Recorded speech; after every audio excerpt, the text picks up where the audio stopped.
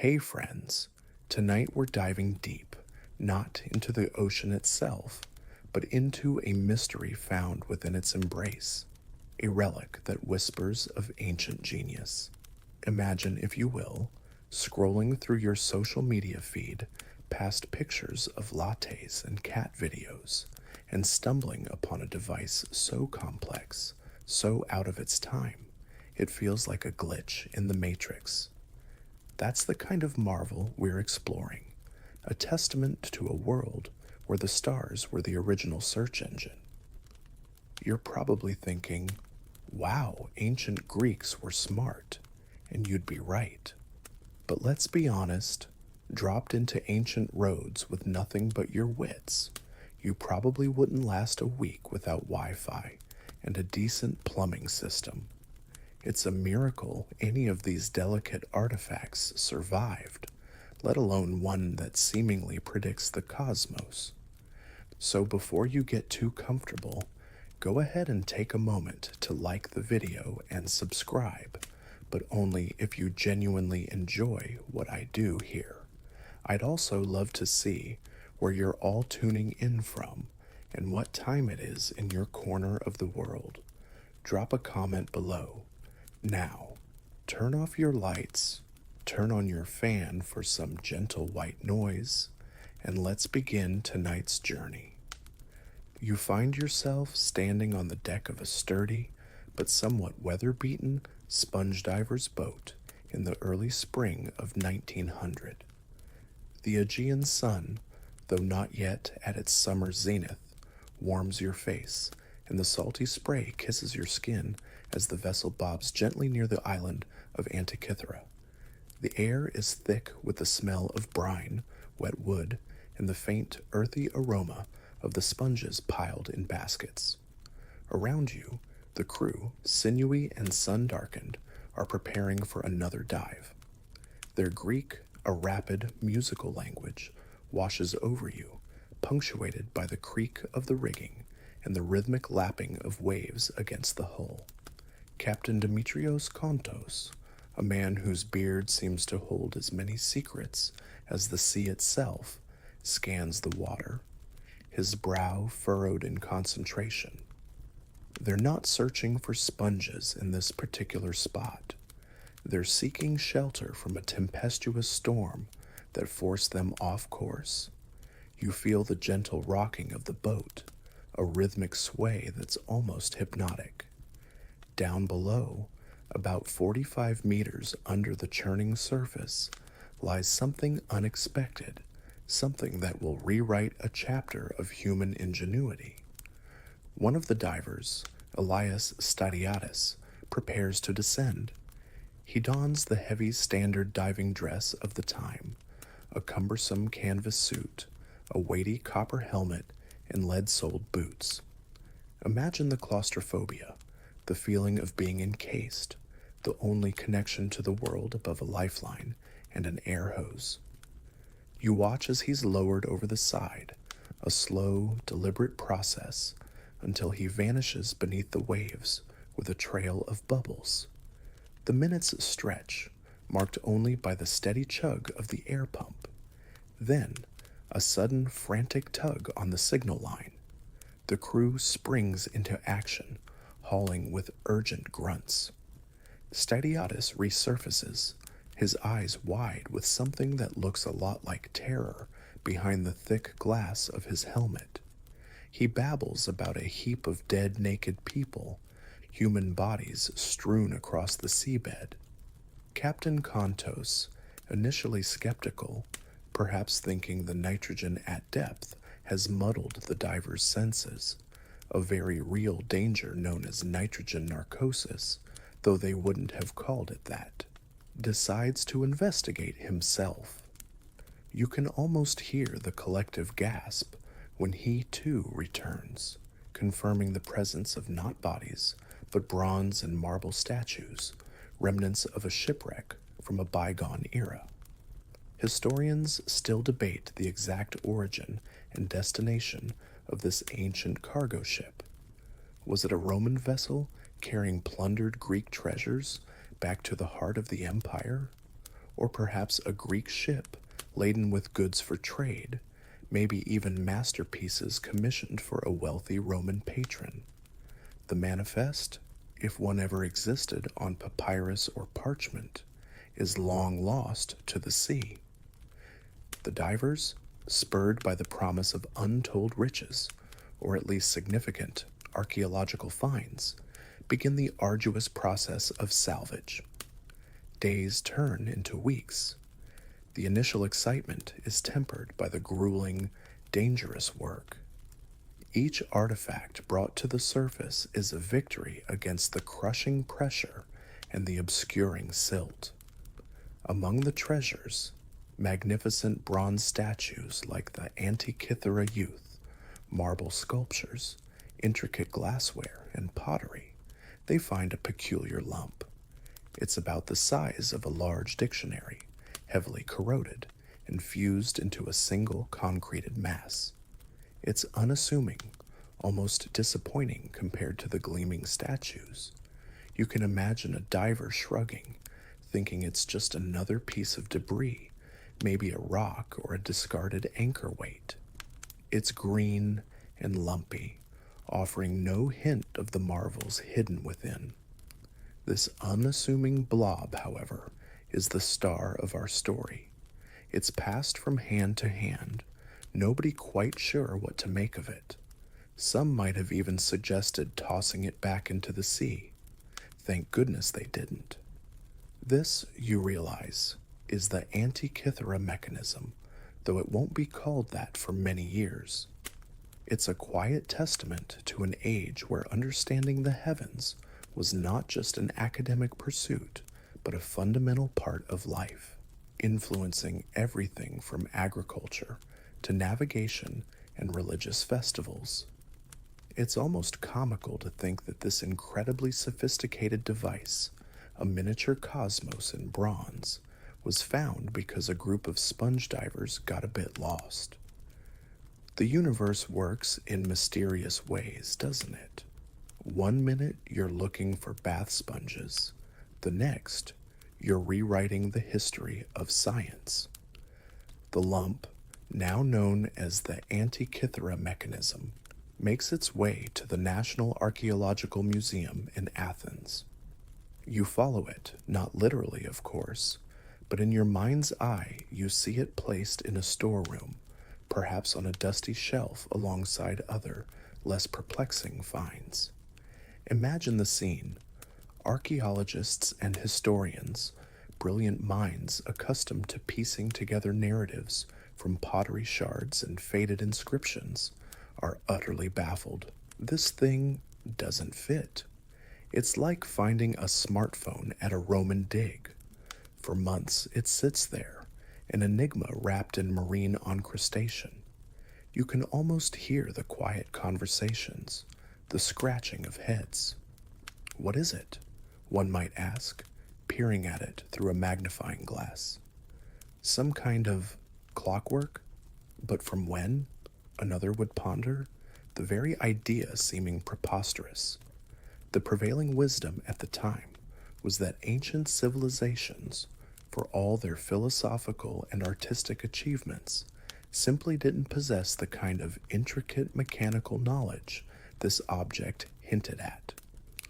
Gears, especially complex gear trains, were thought to be a much later invention, perhaps medieval or early Renaissance. This artifact was challenging deeply entrenched assumptions. Then, about a year after its discovery, in May 1902, something remarkable happens. The lump, drying out in the museum environment, cracks open. Spiridon Stais, an archaeologist and former Minister of Education, is examining it. Perhaps he nudged it, or the internal stresses from corrosion and drying simply became too much. Whatever the cause, a section breaks away, revealing gears. Not just one, but multiple, finely toothed bronze wheels, some with inscriptions almost too small to read. You can picture Stays leaning closer, his heart likely skipping a beat. This isn't just a lump, it's a machine.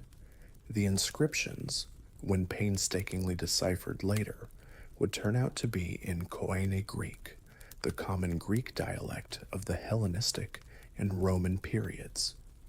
One of the first legible words identified was Pachon, the name of an ancient Macedonian month, roughly corresponding to May. This was a crucial clue, linking the device firmly to the Greek world and its calendar systems. The discovery of the gears ignites a spark of understanding, but also deepens the mystery. How could such a sophisticated device exist in antiquity? Who built it, and for what exact purpose? The initial theories were, as you might expect, varied and sometimes a little wild. Some suggested it was an elaborate toy, perhaps an automaton. Others thought it might be a navigational instrument, an ancient astrolabe of unparalleled complexity. The truth, as we now understand it, is even more astounding. It was an astronomical calculator, a mechanical computer that modeled the movements of the sun, moon, and possibly planets. It could predict eclipses, track the 4-year cycle of the Pan-Hellenic Games, including the Olympics. Imagine needing a complex geared device just to remember when the next big sporting event was, and display the positions of celestial bodies.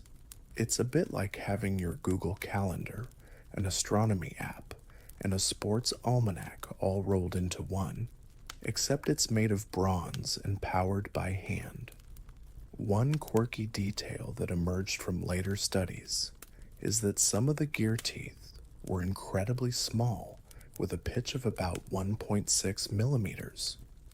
Crafting such precise gears without modern machining tools would have required exceptional skill and patience. It makes you wonder if there was a specialized guild of ancient micromechanics whose existence has otherwise been lost to history. The initial attempts to study the mechanism were hampered by its fragile state. It was in multiple fragments, and the delicate internal components were still largely obscured by corrosion and marine deposits. Early researchers, working with the limited technology of the early 20th century, did their best. They poked, they prodded, gently one hopes, and they made sketches. German philologist Albert Rehm was one of the first to extensively study the inscriptions and gears, recognizing its astronomical significance. However, the true complexity of the device would remain hidden for decades. Academics still debate the precise level of astronomical knowledge encoded in the mechanism. While it clearly shows a sophisticated understanding of lunar cycles, including the Metonic and Saros cycles for predicting eclipses, the extent to which it accurately modeled planetary motion is still a subject of discussion, largely because some of the crucial gearing for any planetary displays is missing or incomplete. Did it show all 5 of the then known planets, or was its planetary display more rudimentary? The surviving fragments offer tantalizing clues, but no definitive answers. It's like trying to understand how your car engine works by looking at only half the parts, and those parts are covered in rust. Not exactly an easy task, even for the brightest minds. You can almost picture those early 20th century scholars, hunched over their desks, candlelight flickering, trying to make sense of these ancient metallic puzzles, their minds racing with the implications of what they were seeing. Decades pass. The world outside the museum walls is thrown into the turmoil of 2 world wars and immense technological advancement. Ironically, as humanity learns to split the atom and reaches for the skies with airplanes, the Antikythera mechanism, a product of ancient technological prowess, lies relatively dormant. It's not entirely forgotten, of course. Scholars occasionally revisit it, new theories are proposed, but the tools to truly unlock its secrets are still lacking. You can imagine it resting in its display case, or perhaps back in a secure storeroom during times of conflict, a silent sentinel holding its complex truths. The initial flurry of excitement has died down, replaced by a sort of respectful bewilderment. It's acknowledged as important, certainly, but it's an outlier, a historical anomaly that doesn't quite fit the neat narratives of technological progression. Think of it like that one incredibly gifted kid in class who's so far ahead, the teachers aren't quite sure what to do with them. So they're given a nod, a "that's nice, dear," and everyone else moves on with the standard curriculum. The mainstream historical narrative for ancient technology still largely focuses on larger scale engineering, aqueducts, temples, roads, impressive feats undoubtedly, but the idea of miniaturized, complex clockwork like devices from before the Christian era simply doesn't have a prominent place. The mechanism remains a footnote in many broader historical accounts, a curiosity for specialists. You might picture a young, curious student in the 1930s or 40s wandering through the museum, pausing before the display of these corroded bronze fragments. They might read the small placard detailing its discovery and its supposed astronomical functions and feel a flicker of awe, but then move on to the more visually impressive statues and pottery, the mechanism's true genius remaining veiled. One particularly interesting historical fact is that the knowledge of complex gear trains, clearly present in the Antikythera mechanism, seems to have largely disappeared in Europe after the Roman period, only to be slowly rediscovered or reintroduced centuries later, perhaps from the Islamic world, which preserved and built upon much ancient Greek knowledge. It's a stark reminder that history isn't always a linear progression of advancement. Sometimes, incredible knowledge can be lost and found again. During this period of relative quiet, the physical condition of the mechanism continues to be a concern. Bronze, especially when recovered from a marine environment, is susceptible to bronze disease, an insidious corrosion process that can slowly destroy an artifact. The museum curators would have been aware of this, doing their best with the conservation techniques of the time to stabilize the fragments. It's a delicate balancing act. How do you study something so fragile without causing further damage? It's like trying to read a burnt book. The information is priceless, but the medium is on the verge of crumbling to dust. One peculiar detail is that for a long time, many of the smaller detached fragments were stored together in boxes, their exact original positions within the greater mechanism unknown, further complicating the puzzle for future researchers. Imagine an IKEA flat pack, but a couple of millennia old, soaked in salt water, and half the instruction manual is missing, and the bits you do have are in ancient Greek. Good luck. The academic debate during these intervening years often revolved around the very plausibility of its existence. Some scholars, though fewer as evidence mounted, might have still quietly questioned its age or its sophistication, suggesting it could be a later, perhaps Byzantine, intrusion into the ancient shipwreck. Others focused on trying to identify its creator. Could it have been Archimedes, the legendary mathematician and engineer? He was known to have created a bronze sphere that demonstrated the motions of the sun moon, and planets. Cicero, writing in the 1st century BCE, mentions two such devices built by Archimedes. While tantalizing, there's no direct evidence linking Archimedes to the Antikythera wreck, and the shipwreck is dated to a period somewhat after Archimedes' death in 212 BCE. Historians still argue whether the mechanism was a unique masterpiece or if it represented a more common, albeit high-end type of instrument in its time, with most other examples simply lost to the ravages of time or melted down for their valuable bronze. The idea that this might be the only survivor of a whole tradition of mechanical wonders is both thrilling and a little bit sad, hinting at a lost world of ancient technological achievement we can only glimpse.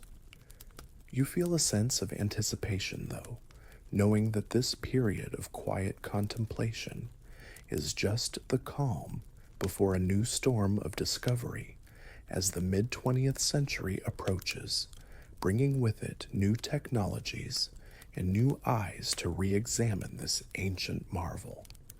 The middle of the 20th century arrives, and with it, a renewed surge of interest in the Antikythera mechanism.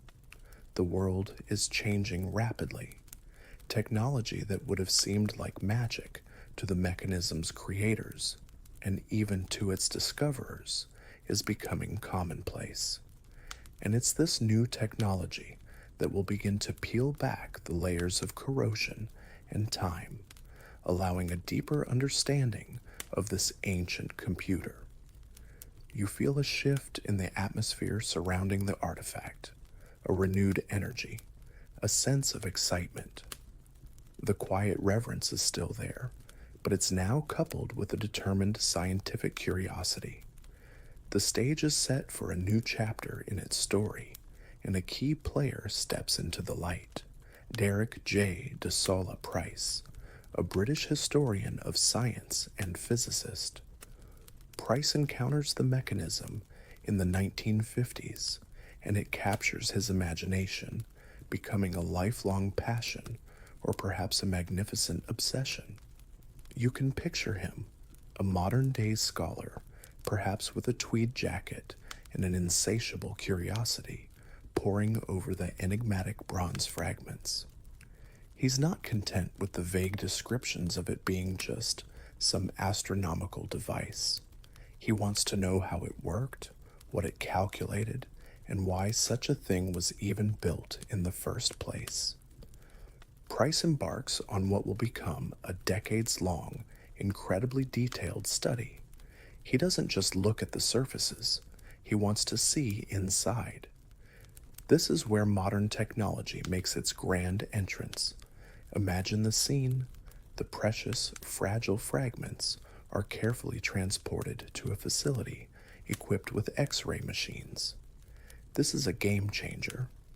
For the first time, researchers can peer through the layers of calcification and corrosion, revealing the hidden intricacies of the gear trains without risking further physical damage.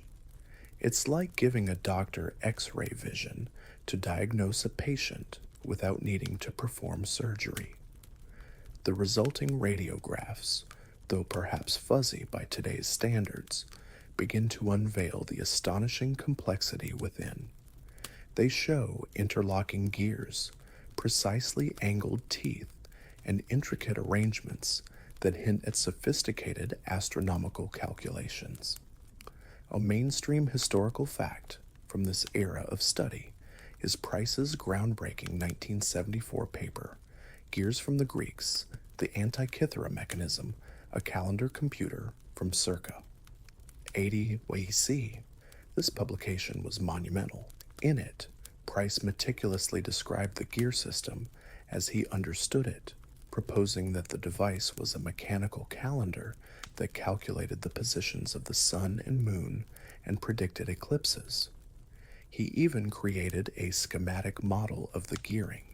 Of course, Price's work wasn't without its challenges or its critics. Some of his interpretations of the gear functions were debated, and the fragmented nature of the artifact meant that some of his reconstructions were by necessity educated guesses. One of the more peculiar details that emerged from his X ray studies was the realization that some gears were interconnected in truly complex ways, including a differential gear. Now, the differential gear is a pretty clever piece of kit, most famously used in the rear axle of your car to allow the wheels to turn at different speeds when you go around a corner. Its supposed presence in an ancient Greek device was, to put it mildly, astounding. It was thought to have been invented much, much later, around the 16th century. Finding one in a device from antiquity was like discovering a Roman chariot with a fuel injection system. It just didn't compute for many people, and it took a lot of painstaking work to convince the skeptics. The academic debates sparked by Price's research were intense and far-reaching.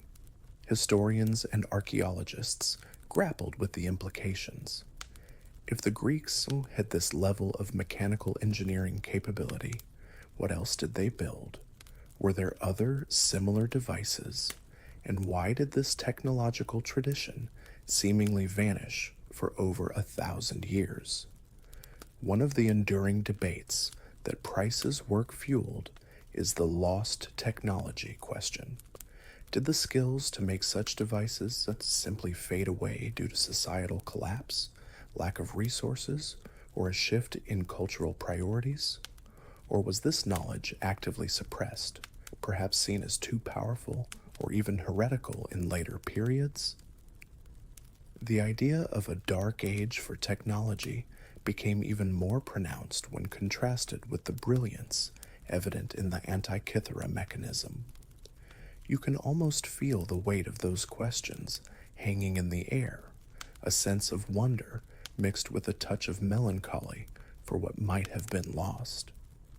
Price's dedication transformed the mechanism from a mere curiosity into a recognized masterpiece of ancient science, setting the stage for even more advanced investigations in the decades to come. He laid the groundwork, and now others would build upon it, using tools he could only have dreamed of. So Derek J. DeSola Price has cracked open the case, so to speak, revealing the Antikythera mechanism as a serious piece of ancient machinery. But the story doesn't end with him. You can almost feel the intellectual baton being passed. As the 20th century winds down and we edge into the 21st, new technologies and new researchers arrive, ready to build upon Price's foundational work. One such key figure is Michael Wright, a former curator of mechanical engineering at the Science Museum in London. Wright wasn't just a historian, he was a hands-on kind of guy, skilled in the actual craft of making things. This practical expertise would prove invaluable. He wasn't satisfied with just looking at Price's X-rays and diagrams. He wanted to see the mechanism in a new way. You picture him, perhaps with a workshop full of tools and a mind buzzing with gears and levers, approaching the problem with fresh eyes and a different skill set. Starting in the 1990s, Wright employed a technique called linear X-ray tomography. Now, this might sound like something out of a sci-fi movie, but it's essentially a more advanced way of taking X-rays that allows you to create slice-like images of an object, a bit like looking at individual pages within a closed book rather than just the cover. This was a significant step up, allowing for a more three-dimensional understanding of how the tangled, corroded gears meshed together.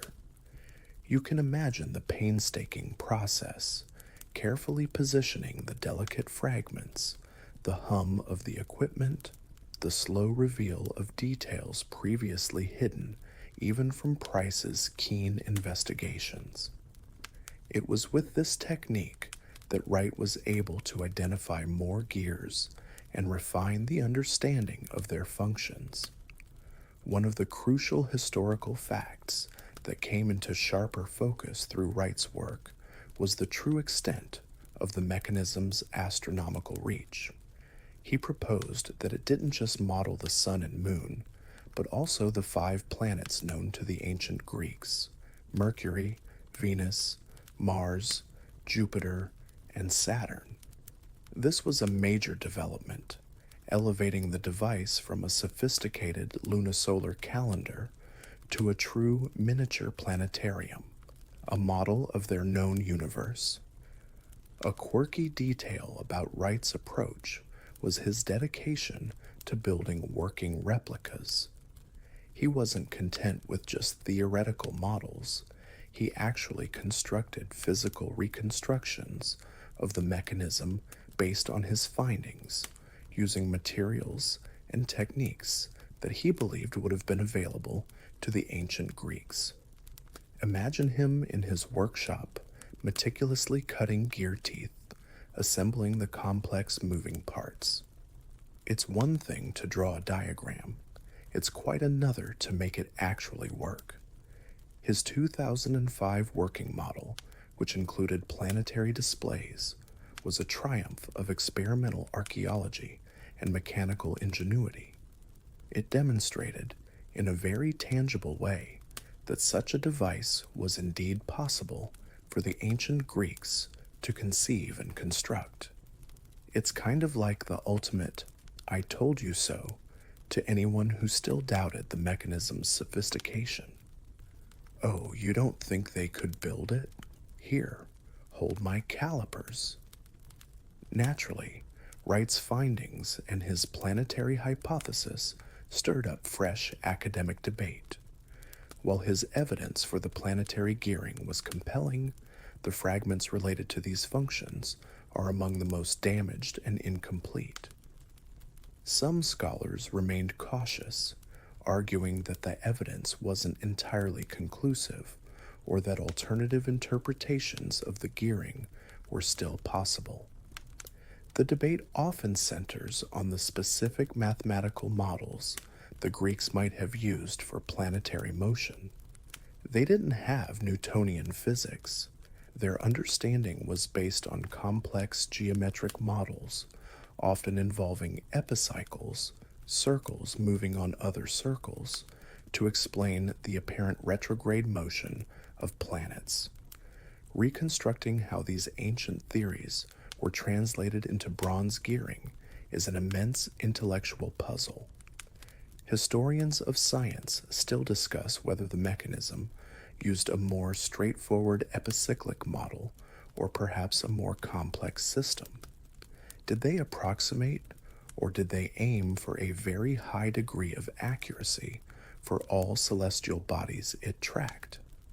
The level of precision intended for the planetary indications, compared to the very precise lunar and solar cycles, is a topic that invites much scholarly chin-stroking. You can almost hear the gentle whir of Wright's replica in the background of these academic discussions, a constant, tangible reminder of what these ancient minds might have achieved. The plot thickens, or rather, the ancient bronze continues to give up its secrets, thanks to even more sophisticated investigative techniques. As we move firmly into the 21st century, you can sense the pace of discovery quickening. The work of Price and Wright laid an incredible foundation, but now a collaborative international effort known as the Antikythera Mechanism Research Project, AMRP, takes center stage. This isn't just one or two brilliant minds anymore. It's a whole team of experts, archaeologists, astronomers, physicists, mathematicians, and imaging specialists, all pooling their knowledge and resources. Imagine them gathered around computer screens, analyzing data from advanced scanners, the glow of the monitors reflecting in their focused eyes. They're armed with technologies that allow them to see the mechanism in unprecedented detail, things that would have made earlier researchers weep with joy. One of the star technologies deployed by the AMRP is polynomial texture mapping, PTM. This is a digital imaging technique where an object is photographed multiple times from a fixed camera position, but with light sources illuminating it from many different angles. The resulting data can then be manipulated on a computer, allowing you to dynamically relight the object on screen, revealing incredibly subtle surface details, inscriptions, scratches, manufacturing marks that would be invisible to the naked eye or under normal lighting. You can almost feel the texture of the corroded bronze as researchers virtually move the light source across its surface, watching as previously illegible Greek characters spring into view. Alongside PTM, high-resolution X-ray computed tomography, CT scanning, similar to medical CT scans, but much more powerful, is used. This allows the team to create incredibly detailed 3D models of all the fragments, including all the internal gears, layer by layer, down to a fraction of a millimeter.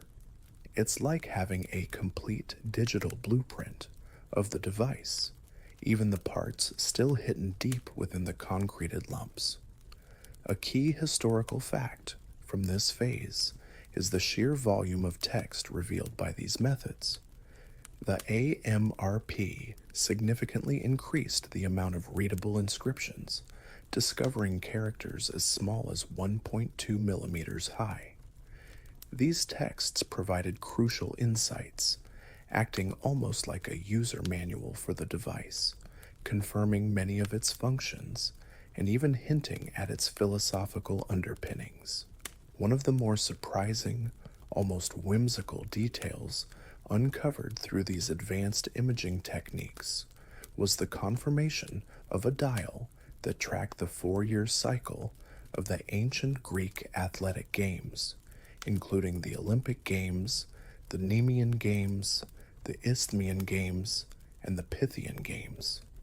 Imagine that. This incredibly complex astronomical device also had a function to tell you when the next major sporting festivals were. It's like finding out your high-powered scientific calculator also has a setting to remind you when the World Cup is on.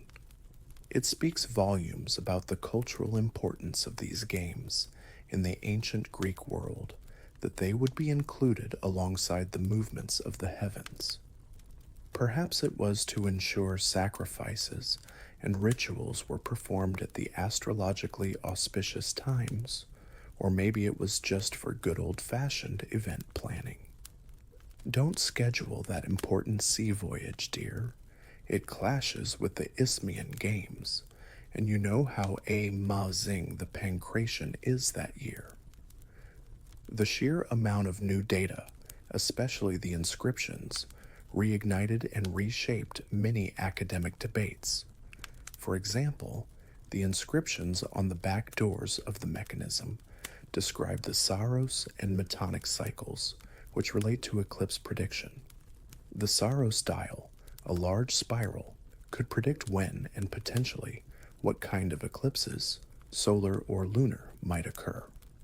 However, the exact way the mechanism indicated eclipse characteristics and how accurately is still a subject of intense study and discussion. Did it just show a possibility, or did it give more specific information, like the time of day or the visibility from a particular location? Furthermore, the philosophical snippets found within the inscriptions hint at a worldview where the cosmos was seen as an orderly, predictable system, a divine machine. This has led to debates about the intellectual and philosophical origins of the mechanism. Was it linked to a particular school of Greek philosophy, perhaps Stoicism, with its emphasis on a rationally ordered universe? Or was it a more general reflection of the scientific zeitgeist of the Hellenistic period? You can picture the research team deciphering a new line of text, the ancient Greek letters glowing on their screens, each word a potential clue, not just to how the machine worked, but how its creators thought about their place in the universe. The more they uncovered, the more profound the achievement of the Antikythera mechanism appeared. With all this incredible high-resolution data from the CT scans and the PTM imaging, the picture of what the Antikythera mechanism did and how it did it becomes remarkably clear, though still leaving room for awe and a few lingering questions. You're now looking at a device that wasn't just a general astronomical calendar, but a highly specific and predictive ancient computer. The front dial, the main display of this cosmic theater, was a masterpiece of information design. Imagine a large, circular face, likely with at least two concentric scales. One displayed the 360 degrees of the zodiac, marked with the familiar constellations, Aries, Taurus, Gemini, and so on. Another showed the days of the year, based on the Egyptian calendar of 365 days, which was commonly used by Greek astronomers for its regularity. Pointers, driven by the intricate gearing within, would have moved across these scales, indicating the position of the sun and the moon against the backdrop of the stars for any given day. You could, in theory, turn a knob or crank on the side and watch these celestial bodies dance to the tune of the gears, a silent, miniature orrery. The back of the mechanism was just as impressive, if not more so, featuring two large spiral dials. As we touched upon, the upper spiral was the Metonic cycle indicator, a 235 lunar month cycle, about 19 years, that helps reconcile lunar months with the solar year, crucial for maintaining a lunisolar calendar.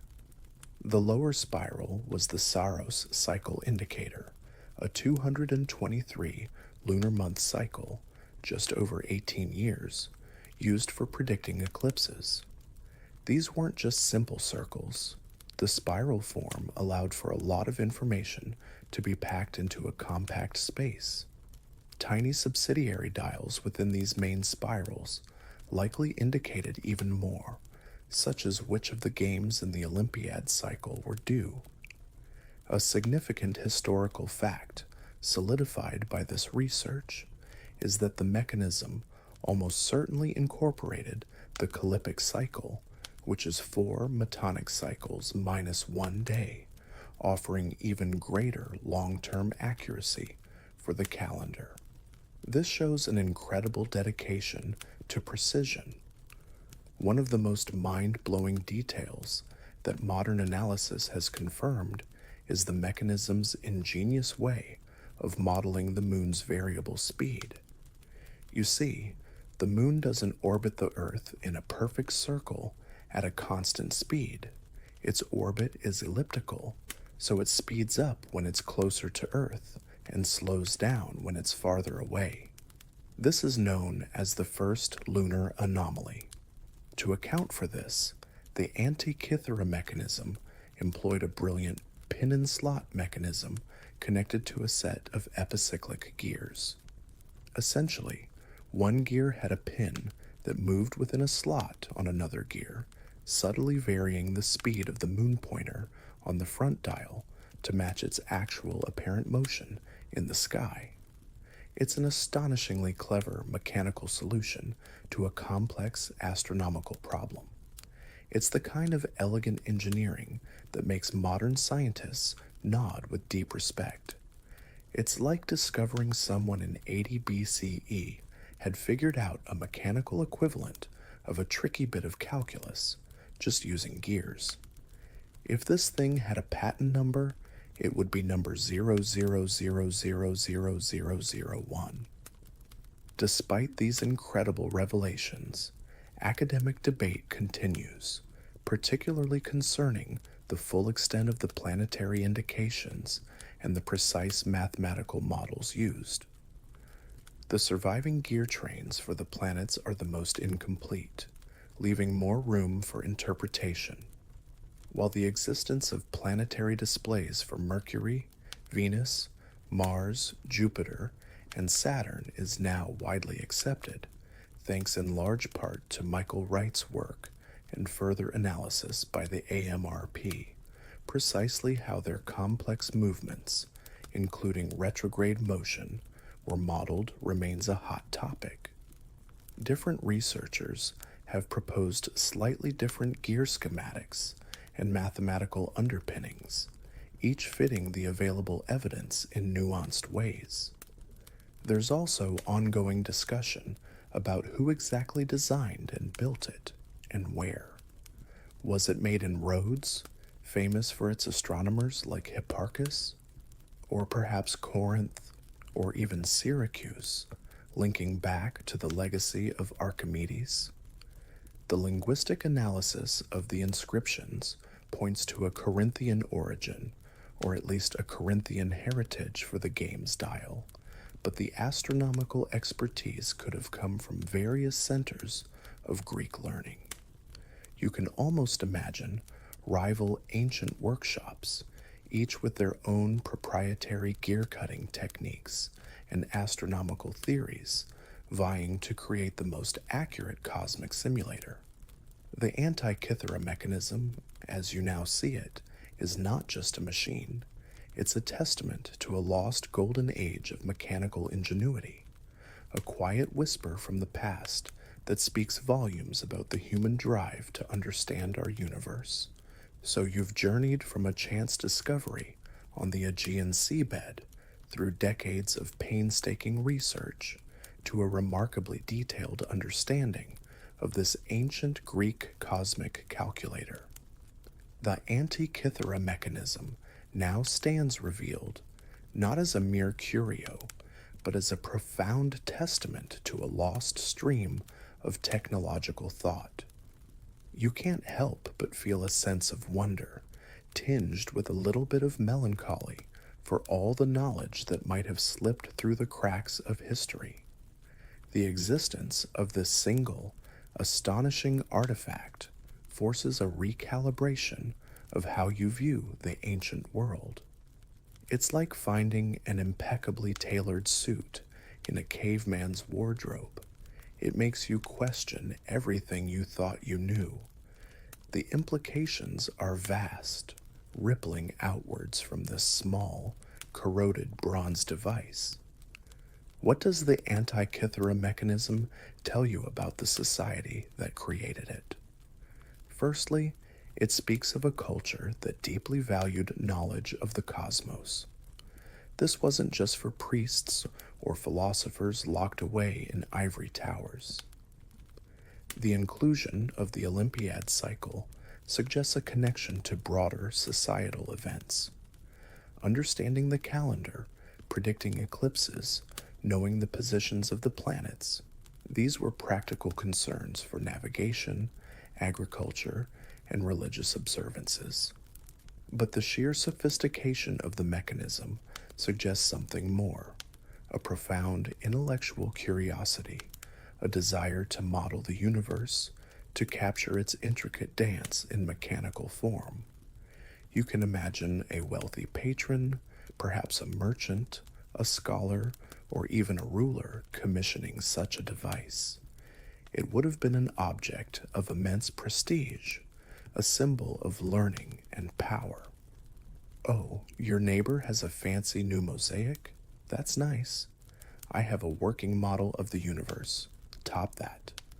A mainstream historical fact supporting this is the high level of literacy and numeracy required not just to build, but to operate and understand the mechanism.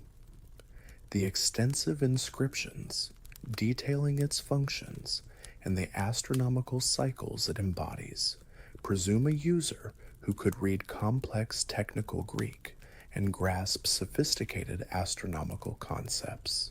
This wasn't a toy for the uninformed. The mechanism also forces us to reconsider the transmission of knowledge. For such a device to exist, there must have been a tradition of precision mechanics, of gear cutting, of astronomical observation, and of mathematical modeling that we've largely lost sight of. Where are the other examples? Were there workshops specializing in these cosmikoi organoi, cosmic instruments? One quirky detail that makes you ponder this is the very idea of miniaturization. The device is compact, about the size of a shoebox, yet it contains over 30 gears, at least in the known fragments. This isn't some giant temple clock, it's a portable personal piece of high technology. It implies a level of craftsmanship and understanding of materials that is truly exceptional. You might even imagine less complex versions, or perhaps even more advanced ones, that simply haven't survived or haven't been found.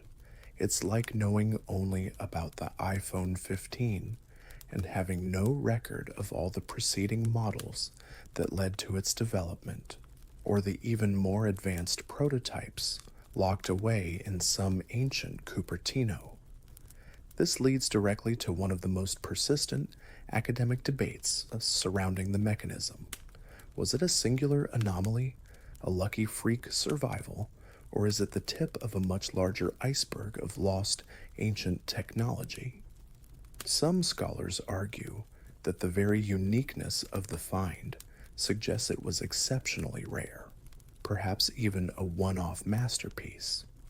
Others contend that the skill evident in its construction points to an established tradition. They argue that bronze was too valuable a material to be left lying around. Most broken or obsolete devices would have been melted down and repurposed, especially during times of war or scarcity. So the Antikythera shipwreck might have been an incredibly fortunate accident, preserving one of the few remaining examples.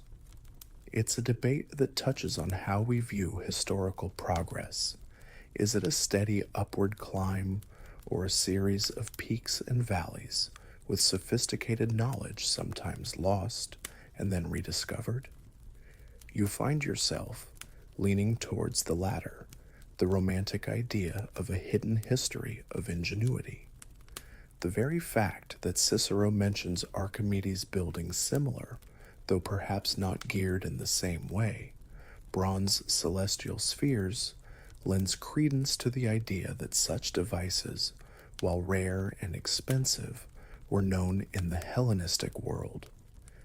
The search continues, not just for more fragments of the Antikythera mechanism itself, divers still occasionally explore the wreck site, but for any other textual or archaeological clues that might illuminate this forgotten chapter of technological history. The Antikythera mechanism, salvaged from its watery grave and slowly revealing its secrets, doesn't just sit as a static museum piece.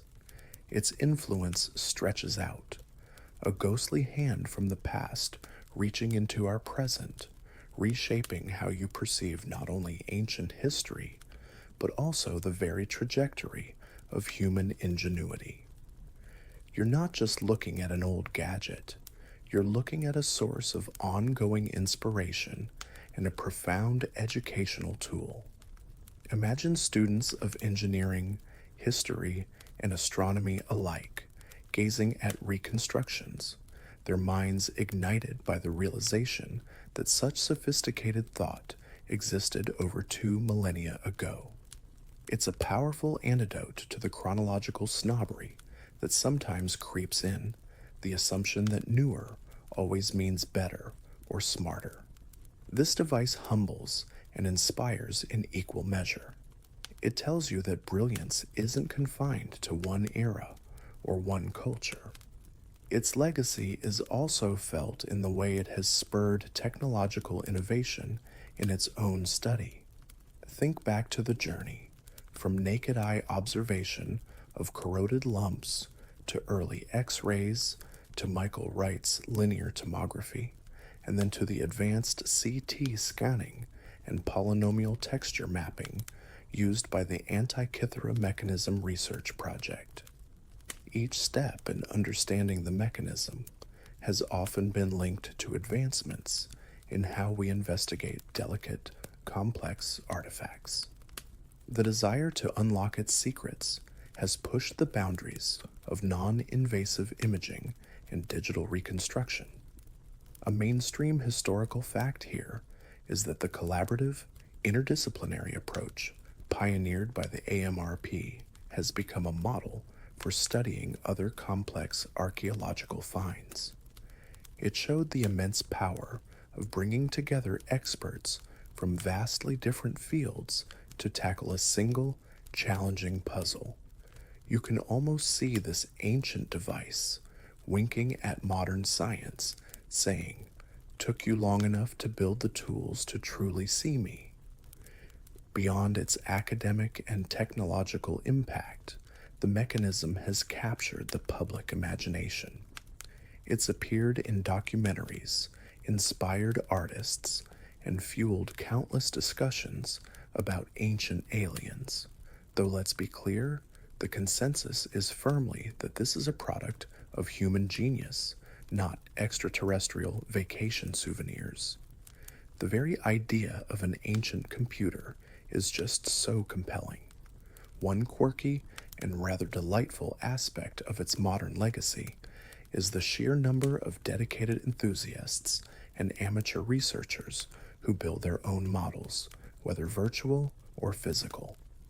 You can find entire online communities dedicated to discussing its gear ratios or debating the finer points of its inscriptions.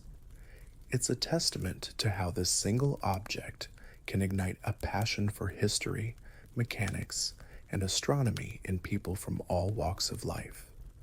It's like the ultimate historical mystery box. You open it, and inside are more questions, more wonders, and a community of fellow puzzle solvers. Honey, have you seen the 3D printer? I'm just running off a quick Saros dial before dinner. Of course, the story of the Antikythera mechanism is still being written, and so academic debates continue to evolve. One significant area of ongoing discussion revolves around its exact cultural and scientific context. While we know it's Greek and dates to the Hellenistic period, likely the 2nd or early 1st century BCE, pinpointing its precise origin and the intellectual traditions that fostered it remains challenging. Was it influenced by Babylonian astronomy, which the Greeks had access to and adapted?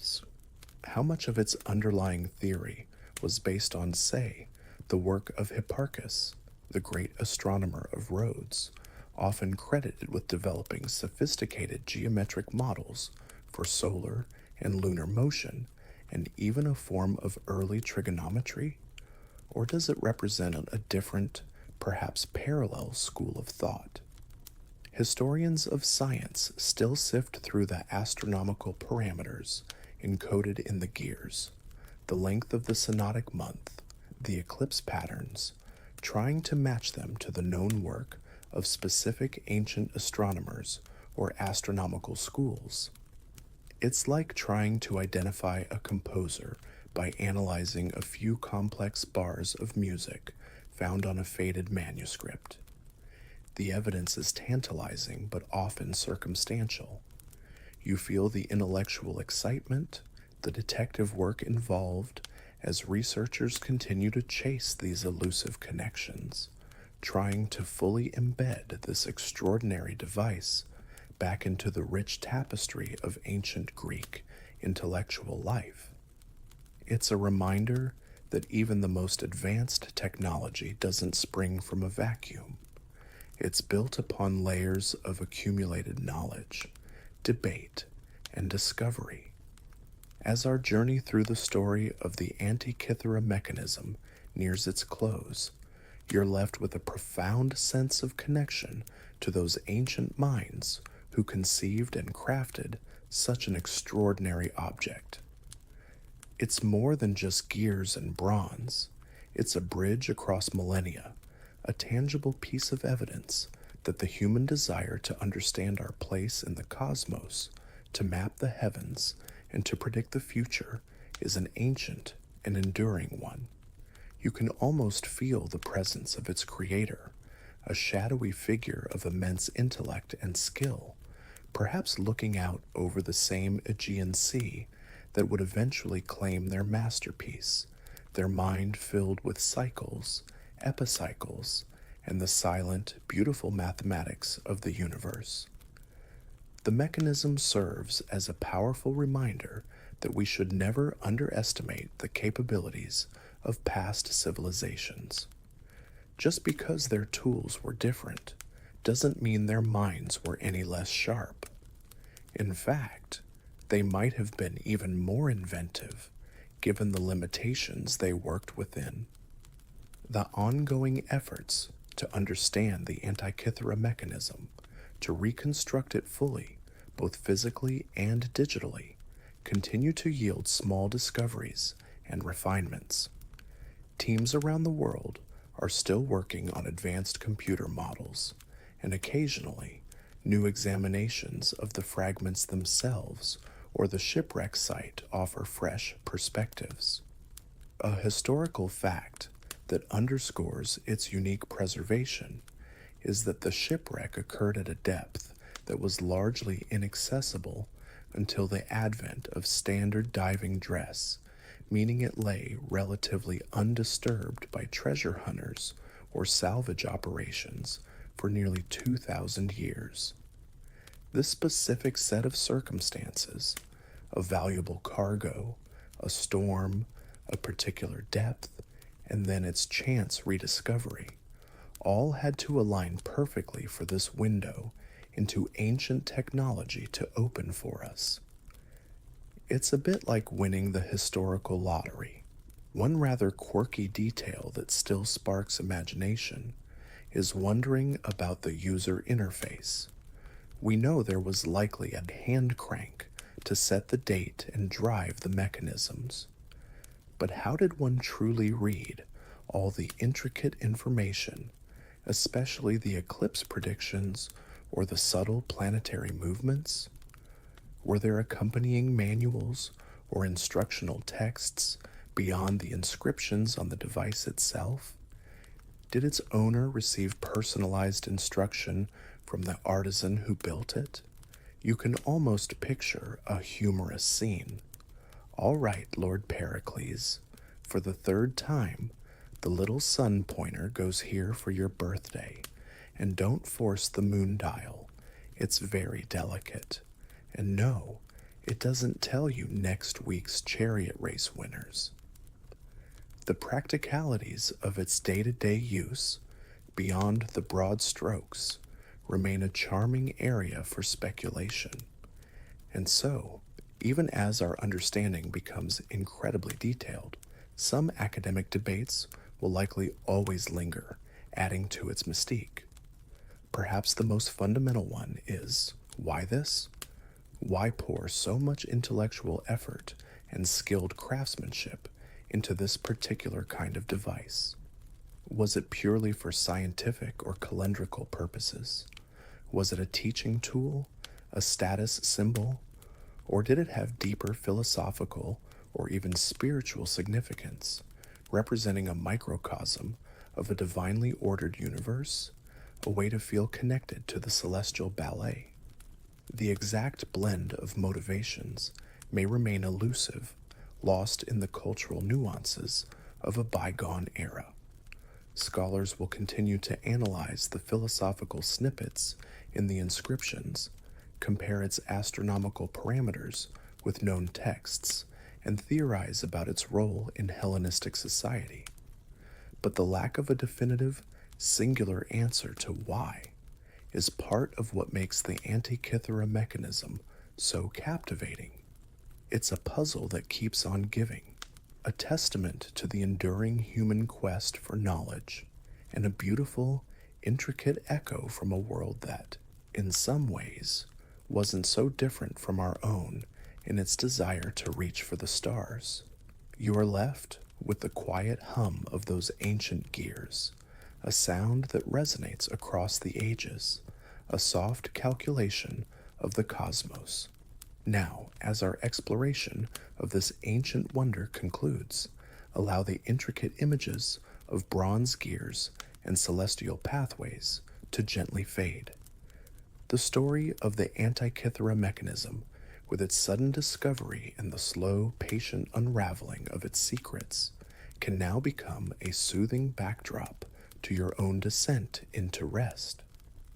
Let the complexity of its design, the sheer ingenuity of those ancient minds, not trouble you, but rather let it settle as a sense of quiet awe. The gentle lapping of Aegean waves, the imagined scent of salt and ancient wood from that long ago shipwreck, the soft gleam of bronze under a diver's lamp. These sensations can now become distant, like stars in a far-off galaxy. Feel the weight of your own body, comfortable and supported, as you drift further from the shores of wakefulness. The meticulous work of scholars, poring over inscriptions and X-rays, fades into a soft murmur, a lullaby of discovery. There are no more puzzles to solve tonight, no more gears to mentally assemble. There is only the gentle rhythm of your own breath, in and out, a steady, calming cadence. The quiet calculations of the cosmos, once tracked by those ancient gears, now give way to the even quieter processes of your own body preparing for deep, restorative sleep.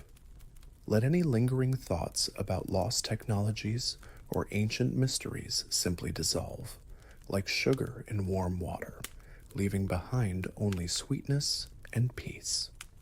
The universe will continue its silent, magnificent dance, and you can rest, knowing that the quest for understanding, much like the stars themselves, is eternal and ever-present.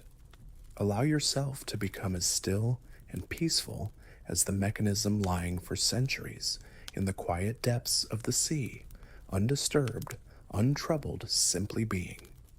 Hey friends, tonight we're venturing way, way back to a time before pyramids, before Stonehenge, even before written words, to a place where people lived in houses so tightly packed their front doors were on the roof. Imagine your current neighborhood, but instead of streets and sidewalks, there are just more houses smooshed right up against each other, and your daily commute involves a ladder and a stroll across your neighbor's roof. That's the kind of vibe we're exploring in the Neolithic city of Çatalhöyük. You're probably thinking, wow, how innovative, rooftop living. And yes, it was, but let's be real. Dropped into that world with no Uber Eats, no indoor plumbing accessible from inside your house, and a distinct lack of Wi-Fi, you probably wouldn't survive the sheer inconvenience, let alone the hyena that might be sniffing around your ladder. It's a marvel these folks didn't just give up and decide living in a giant pile was too much effort. So before you get too comfortable, go ahead and take a moment to like the video and subscribe, but only if you genuinely enjoy what I do here. I'd also love to see where you're all tuning in from and what time it is in your corner of the world. Drop a comment below. Now turn off your lights, turn on your fan for some gentle white noise, and let's begin tonight's journey. You find yourself standing not on a solid street, but on a rather uneven, sun-baked mud brick rooftop. The air is surprisingly clear, carrying the scent of wood smoke, baking bread, and something earthy, perhaps the clay being mixed nearby. It's the Konya Plain in what is now modern-day Turkey, around 9,000 years ago.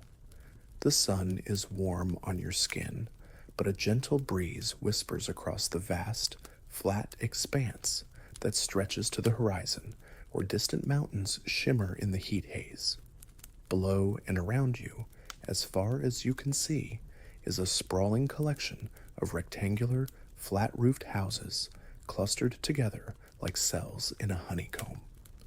There are no streets, no alleyways, no grand public squares in the way you'd imagine a city. Just houses, an ocean of interconnected dwellings. You feel the slight give of the roof beneath your feet, a mixture of dried mud, reeds, and plaster, surprisingly sturdy. From up here, you have a panoramic view of the settlement, a bustling, yet strangely intimate world.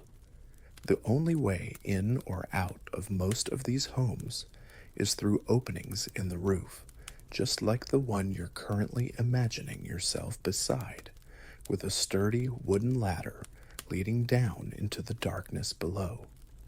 You watch as a figure, perhaps a woman with a small child strapped to her back, navigates the rooftops with an easy, practiced gait.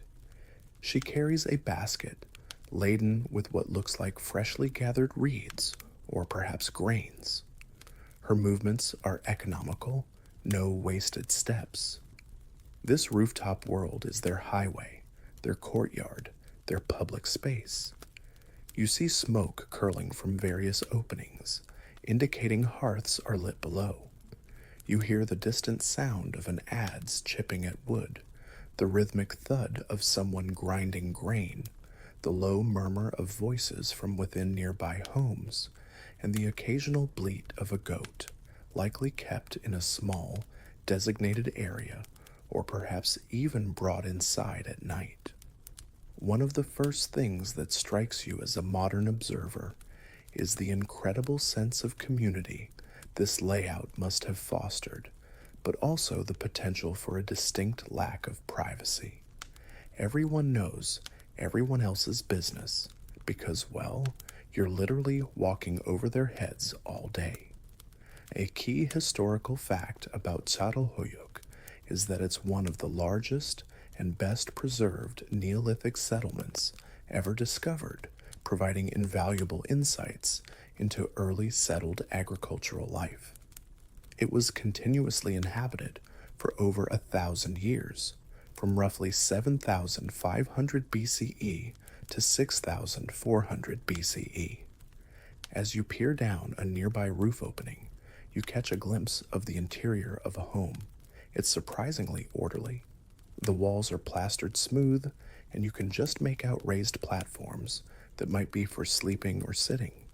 The single room seems to serve all purposes: living, sleeping, cooking, and even burying the dead. Yes, you heard that right. The people of Çatalhöyük often buried their deceased relatives beneath the floors of their houses, particularly under sleeping platforms. One quirky detail that archaeologists uncovered is that some skeletons were found without heads, and some heads were found buried separately, sometimes plastered and painted to resemble living faces. It makes you wonder about their funerary rituals and beliefs about the afterlife. Were these revered ancestors kept close to the family even in death, or was it something else entirely? The sheer intimacy of living with your ancestors literally underfoot is a concept that feels both alien and strangely poignant. The layout of the houses themselves is remarkably consistent, suggesting a strong adherence to tradition and shared cultural norms. Each house typically had one main room, with smaller ancillary spaces for storage. The entrance via the roof and ladder meant that the interior walls were largely unbroken, providing ample space for another distinctive feature of Çatalhöyük, wall paintings, and plaster reliefs. Historians still debate the exact meaning and function of much of this art. Were the geometric patterns simply decorative, or did they hold symbolic meaning? Are the depictions of wild animals, hunting scenes, and large felines representations of myths, spiritual beliefs, or perhaps even records of significant events? Some paintings show headless human figures surrounded by vultures, leading to theories about excarnation practices before burial, a sky burial of sorts.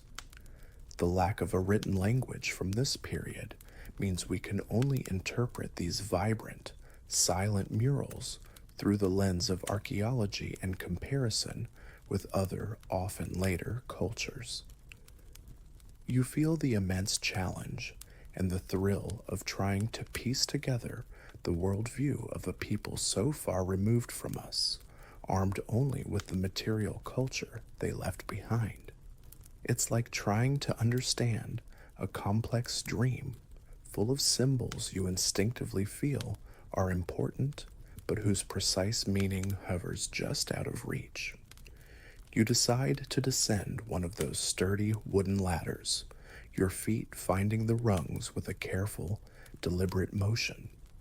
As you step from the bright sunlight of the rooftop into the cooler, dimmer interior of a Tatalhoyuk house, your eyes take a moment to adjust. The air inside is thick with the lingering scent of wood smoke from the central hearth, mixed with the faint, dry aroma of plaster, reeds, and perhaps stored grains or dried herbs. The single main room, roughly square or rectangular, feels surprisingly spacious, though the ceiling, made of wooden beams supporting the rooftop, is not overly high. Light filters down from the roof opening you just came through, and perhaps from a few small, high windows, creating a play of light and shadow across the smooth, white plastered walls. You notice the floor is also made of plaster, kept remarkably clean. It's not just a dirt floor. These people clearly valued cleanliness and order within their homes. You can almost imagine the daily sweeping, the careful maintenance of this interior space. The focal point of the room is the hearth, usually located on the south side of the room, directly beneath the roof opening, which also served as a chimney. This makes perfect sense, allowing smoke to escape and providing a central spot for cooking and warmth. You can almost feel the residual heat radiating from the clay-lined fire pit, even if it's not currently blazing. Beside it, you might see a built-in oven, a domed clay structure for baking bread or roasting small game. The efficiency of this setup is pretty impressive for a 9,000-year-old design. No wasted space, and everything has its purpose. One mainstream historical fact is that the analysis of soot patterns on the interior walls and human remains indicates that despite the roof openings, smoke inhalation would have been a persistent health issue for the inhabitants. Life expectancy wasn't particularly high, and respiratory problems were likely common. So while cozy, it wasn't exactly a healthy homes certified environment by modern standards. Along the walls, you notice raised platforms of varying heights. These served as furniture, places to sit, work, and sleep. They are also made of mud brick and plastered smooth. You might see reed mats or animal skins laid upon them for added comfort. It's a very integrated form of architecture. The furniture is literally part of the house. You can imagine a family gathering on these platforms in the evening, perhaps sharing a meal, telling stories, or working on crafts by the flickering light of the hearth or a simple fat lamp. Speaking of crafts, archaeologists have found abundant evidence of tool making. obsidian blades and points, bone needles and awls, as well as beads made from stone, shell, and animal teeth. These weren't just subsistence farmers, they were skilled artisans.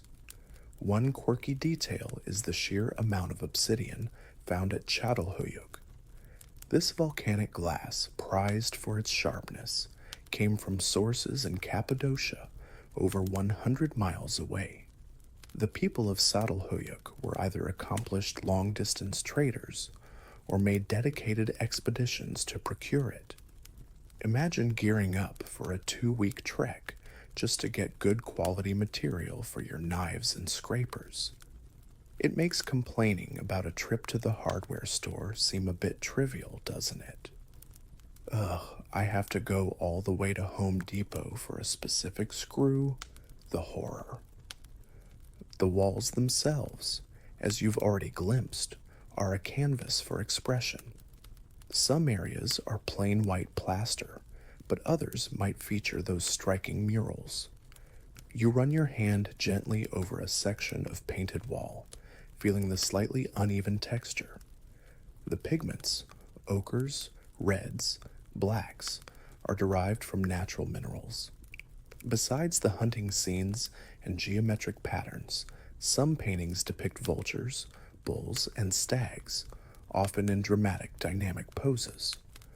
The bull, in particular, seems to have held significant importance, as actual bulbocrania, the skull and horns, are often found embedded in walls or platforms, sometimes plastered and painted. Historians and archaeologists still debate the precise nature of their belief system and social structure. Was Çatalhöyük an egalitarian society, as the uniformity of the houses might suggest? Or were there subtle hierarchies, perhaps based on lineage, ritual knowledge, or craft specialization, that are harder to detect in the archaeological record? The presence of some houses that are more elaborately decorated or contain more bucrania than others has led some to suggest these might have been special ritual spaces or the homes of influential figures. However, there are no obvious palaces or grand temples that would indicate a centralized authority or a distinct ruling class. It's a fascinating puzzle, a large, densely populated settlement that appears on the surface at least to have operated without the kind of overt social stratification seen in later cities. You ponder the complexities of their social fabric, woven as tightly as the reeds in their baskets, as you prepare to explore more of this rooftop world. Stepping back out onto the rooftop, blinking a little as your eyes readjust to the daylight, your thoughts turn to what sustained this bustling community. Looking out across the Konya Plain, you can see areas that would have been cultivated. These weren't just hunter-gatherers who decided to live in a big pile. They were early farmers. You can almost smell the damp earth and the green scent of growing things. They cultivated wheat, barley, and legumes like peas and lentils. Imagine the seasonal rhythms of planting and harvesting, the communal effort involved in tending the fields that spread out from the settlement's edge. You might see groups of people heading out from the rooftops at dawn, tools in hand, ready for a day's work under the Anatolian sun. This agricultural surplus was key to supporting such a large, sedentary population for over a millennium. A major historical fact that marks Çatalhöyük as a significant site in the Neolithic Revolution, the period when humanity shifted from nomadic lifestyles to settled farming. But they didn't entirely abandon the old ways. Hunting and gathering still played a crucial role in their diet and economy. The plains and nearby wetlands teemed with wild animals. You might see a hunting party returning, perhaps carrying a wild aurochs, the formidable ancestor of domestic cattle, a red deer or wild boar. The bones of these animals are found in abundance in the middens, the ancient refuse heaps that accumulated around the edges of the settlement. Fishing and fowling in the nearby Charshamba River and its associated marshes would also have provided valuable protein. They were expert exploiters of their local environment, a testament to their deep ecological knowledge. One rather quirky, or at least impressive detail, is their apparent skill in hunting wild bulls. These were massive, dangerous animals, and bringing one down with Neolithic weapons, spears, bows, and arrows tipped with sharp obsidian or flint, would have been a serious undertaking, requiring immense skill, courage, and cooperation. It's no wonder the bull features so prominently in their art. It wasn't just a food source, it was a symbol of power and wild nature. You can imagine the stories told around the hearth after a successful and probably perilous bull hunt. Probably a bit more exciting than recounting your trip to the supermarket deli counter. And then, Brenda from accounting tried to cut the cheese line. The surrounding landscape wasn't just a source of food, it provided all the raw materials for their existence. The mud and clay for their bricks and plaster came from the riverbanks. Timber for their house beams and ladders likely came from further afield, perhaps from the foothills of the mountains you see in the distance, suggesting more trade or long-distance resource-gathering expeditions. Reeds from the marshes were used for matting, baskets, and roofing insulation. Animal skins provided clothing, blankets, and containers. It was a world of natural materials, skillfully transformed by human hands. You can feel the texture of their lives through these materials, the coolness of plaster, the roughness of wool, the sharpness of obsidian, the warmth of a well-tended fire. However, living so closely with their environment and with each other also presented challenges. Academics still debate the exact reasons for Çatalhöyük's eventual decline and abandonment around 6,400 BCE after more than 1,000 years of continuous occupation. Was it environmental degradation? Did centuries of farming and timber harvesting deplete local resources, forcing people to move elsewhere? Or was it social change, perhaps internal conflicts, or a shift in belief systems that made the old way of life untenable? There's also evidence of increasing population density in the later levels, which might have strained resources and social cohesion. Some researchers point to changes in climate patterns in the region around that time, which could have impacted agriculture. It was likely a combination of factors, a slow unraveling rather than a sudden catastrophe. You get a sense that this densely packed, highly ordered world, for all its ingenuity and resilience, was a delicate ecosystem, both socially and environmentally. The very thing that made it strong, its interconnectedness, might have also contained the seeds of its eventual dispersal as people sought new opportunities or new ways of living. As the sun begins to dip lower, casting long shadows across the rooftops, you ponder the ebb and flow of human settlements, the rise and fall of ancient worlds. As dusk begins to settle over the honeycomb of houses at Çatalhöyük, you find yourself wondering more deeply about the people who inhabited this unique place. How did they organize themselves? Who was in charge? Or perhaps more intriguingly, was anyone really in charge in the way we typically understand it?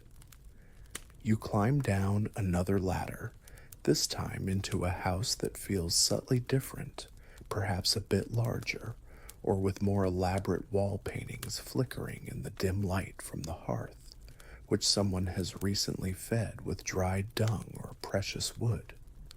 The air is smoky, but not unpleasantly so, carrying the scent of roasted grains and something subtly floral, maybe a bundle of herbs hanging from the rafters. The occupants, it's a family group, are gathered on the plastered platforms, their faces illuminated by the firelight. They speak in soft murmurs, a language lost to time, but their gestures and expressions convey a sense of easy familiarity. One of the most striking things about Çatalhöyük, as you've gathered, is the apparent egalitarianism suggested by the architecture. The houses, though varying slightly in size and decoration, are remarkably uniform in their basic design and construction. There are no palaces for kings or queens, no grand temples controlled by a priestly elite, no conspicuously larger homes for the wealthy. This has led many archaeologists to suggest that Çatalhöyük society was relatively egalitarian, at least in terms of material wealth and status displayed through housing. A mainstream historical fact is that extensive analysis of the human remains has also shown little evidence of dietary differences based on social status. Most people seem to have eaten a similar diet. There are no individuals buried with vastly more grave goods than others, which you often see in more stratified societies. It's a social model that challenges our common assumptions about how large settlements operate. Imagine a city of thousands where keeping up with the Joneses apparently wasn't a major concern, or at least not expressed by building a McMansion on the best rooftop. However, egalitarian doesn't necessarily mean no structure or no differentiation. Within this seemingly level society, there were almost certainly complex social rules and roles. You notice, for example, that certain parts of the house seem to be designated for specific activities or even specific people. The area around the hearth and oven is clearly for food preparation. Certain platforms might be reserved for elders or for specific types of craft work. And then there are the burials. The practice of burying the dead beneath the house floors, often under specific platforms, suggests a powerful connection to ancestors and lineage. You can almost feel the comforting, or perhaps slightly unnerving, presence of generations past literally beneath your feet. One quirky detail that hints at social differentiation, or at least special roles, comes from some of the more elaborate burials. While most are simple, a few individuals were buried with more care, sometimes accompanied by unusual items like mace heads, symbols of authority in later cultures, though their meaning here is unclear, or with their bodies more extensively painted with ochre. These aren't kings, but perhaps they were respected elders, ritual specialists, or individuals who had achieved a certain standing within their community.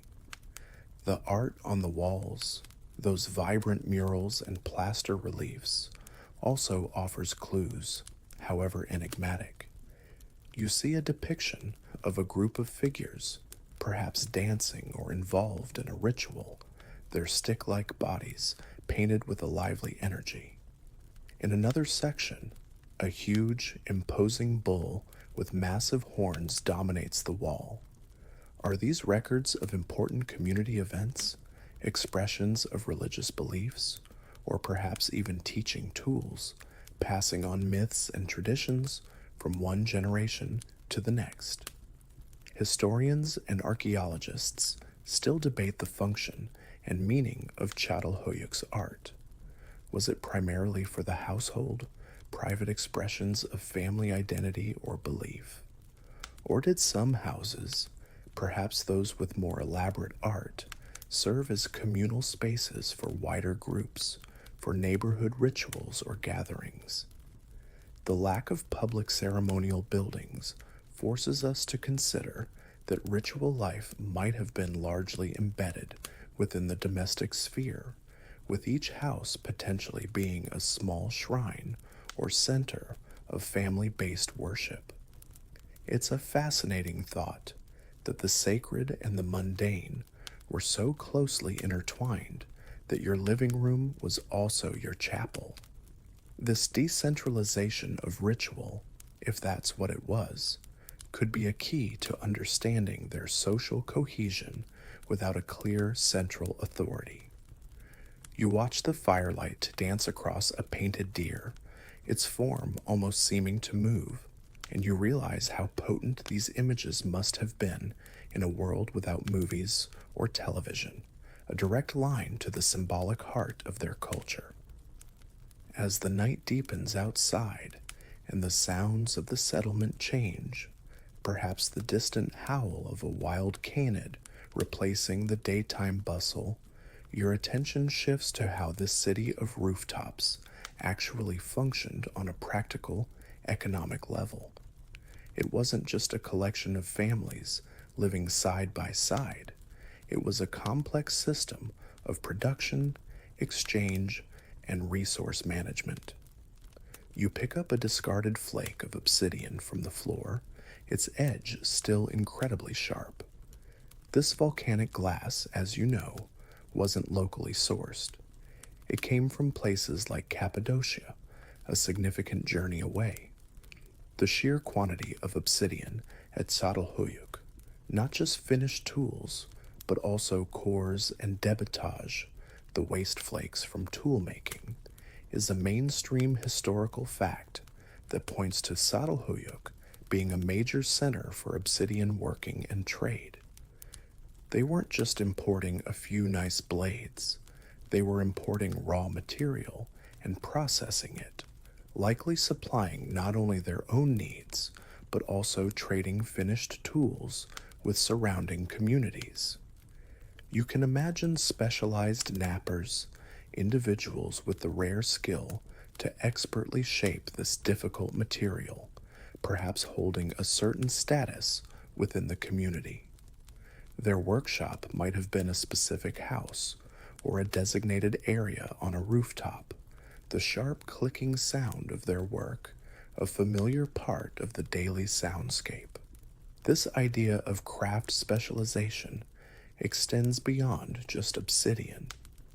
You might see someone carefully weaving intricate baskets from reeds, another person grinding pigments for paint, someone else meticulously polishing bone tools, or perhaps a group tanning animal hides on a less frequented rooftop. While each household likely performed many basic tasks themselves, the evidence suggests that some individuals or families may have focused on particular crafts, trading their surplus for other goods or food. It's the early stirrings of a more complex economy. What's really impressive is that this all happened without a formal marketplace, at least not one that archaeologists have identified. Exchange was likely happening on a more personal, house-to-house basis, or perhaps within small kin groups. Hey, Aishi, I'll trade you this beautifully knapped obsidian spearhead for a couple of those fine clay pots your cousin makes. It's a system built on reciprocity and trust, which makes sense in such a tightly knit community where everyone knows everyone. Now, about that rooftop living, how did it actually work? You try to picture the logistics. All goods, food from the fields, water from the river, which wasn't right next door, firewood, clay, those heavy obsidian cores, had to be hauled up ladders. Waste, food scraps, broken pottery, ashes from the hearth had to be carried out, likely to the middens that formed around the periphery of the settlement. It must have been a life of constant fetching and carrying, a daily workout routine that would put most modern gym memberships to shame. One quirky detail that highlights their adaptation is the wear patterns found on human bones, suggesting that individuals spent a lot of time climbing and carrying heavy loads. Their skeletons literally tell the story of their rooftop lifestyle. You also have to wonder about sanitation. With no streets for drainage and houses packed so tightly, how did they manage waste and hygiene to avoid widespread disease? While the houses were kept clean internally, the areas just outside might have been a different story.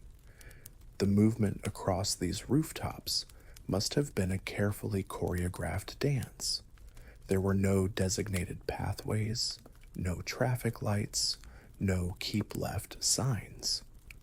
You'd be walking over your neighbor's living space, past their chimney, trying not to trip over their drying laundry or a sleeping dog. This constant, close interaction had to have shaped their social etiquette. Historians and archaeologists still debate the extent to which different neighborhoods or clusters of houses within Çatalhöyük might have represented distinct kin groups or social units. Were some areas more closely related than others? Did certain rooftop networks form their own little micro-communities within the larger settlement? The clustering of houses with similar artistic motifs or burial practices in some areas suggests this might have been the case. You can imagine informal rules of passage, certain rooftops perhaps being more public thoroughfares, while others were more private.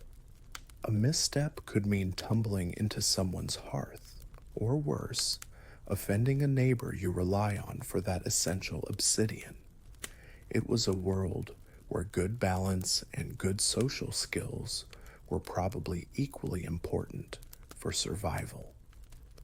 The fire in the hearth crackles, casting flickering shadows that make the painted animals on the walls seem to writhe and twist with a life of their own. You're drawn deeper into the symbolic world of Çatalhöyük, trying to understand the beliefs that shaped their lives and their unique way of death. The sheer prevalence of animal imagery is striking.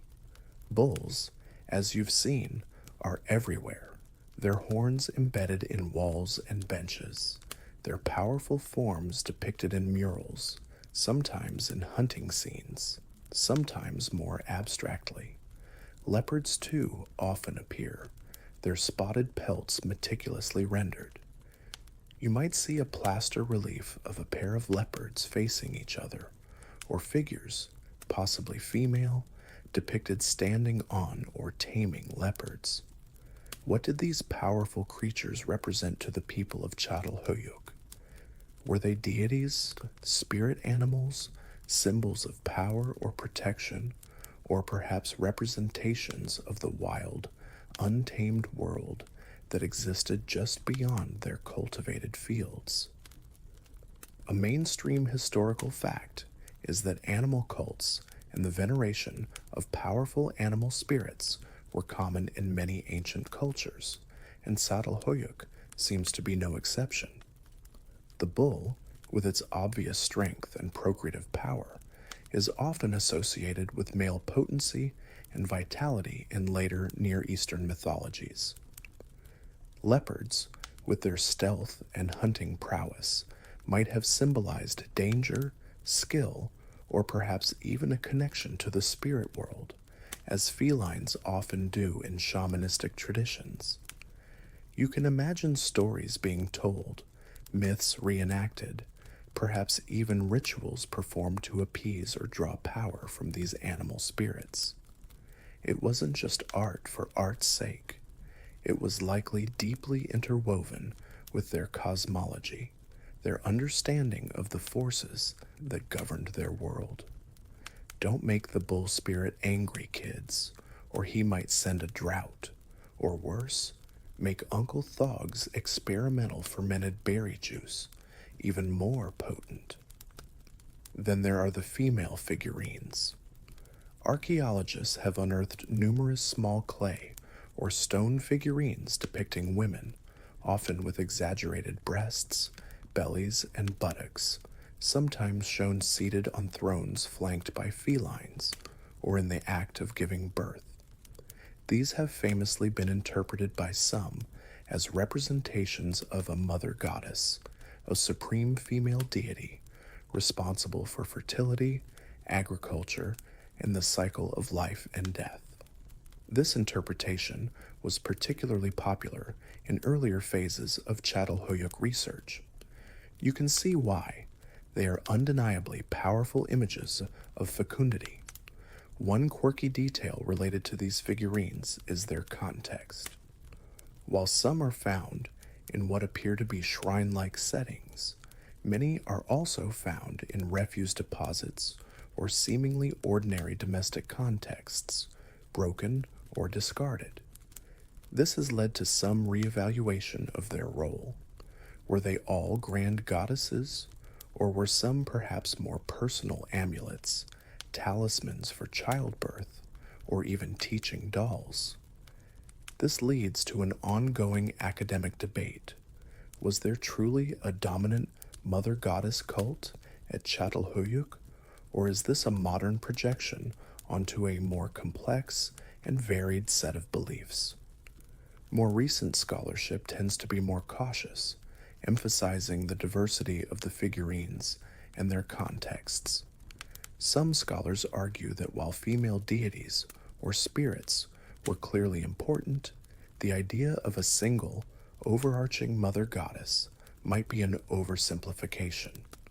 They point out that male figures, though less common and often more abstract, are also present in the art, and that the emphasis on bulls might indicate the importance of male deities or principles as well. It's possible their pantheon, if they had one, was more nuanced, with various male and female forces, animal spirits, and ancestral figures all playing a role. The debate highlights how difficult it is to reconstruct a belief system without written texts, relying solely on material symbols that can be interpreted in multiple ways. You gaze at a small, headless clay figure in your imagined hand, feeling its weight, its coolness. What stories could it tell if it could speak? And this brings you back to the burials. The act of interring the dead within the house, beneath the very platforms where the living slept and worked, is perhaps the most intimate expression of their worldview. You can feel the continuity it implies, the idea that the ancestors remained part of the household, part of the community. Some bodies, as you know, were buried intact, while others were subject to more complex mortuary rites, perhaps excarnation by vultures, as suggested by some murals, before the bones were collected and buried. Sometimes skulls were removed from bodies already interred and then reburied elsewhere, or even plastered and kept in the house for a time. Imagine the emotional resonance of these practices. The grief of loss, certainly, but also a profound sense of connection to those who came before. It wasn't about banishing the dead to a distant cemetery. It was about keeping them close, integrating them into the fabric of daily life. This constant presence of the ancestors must have profoundly shaped their sense of identity, their traditions, and their connection to the place itself. The embers in the hearth glow softly, a warm heart, in the deepening night of this Neolithic home.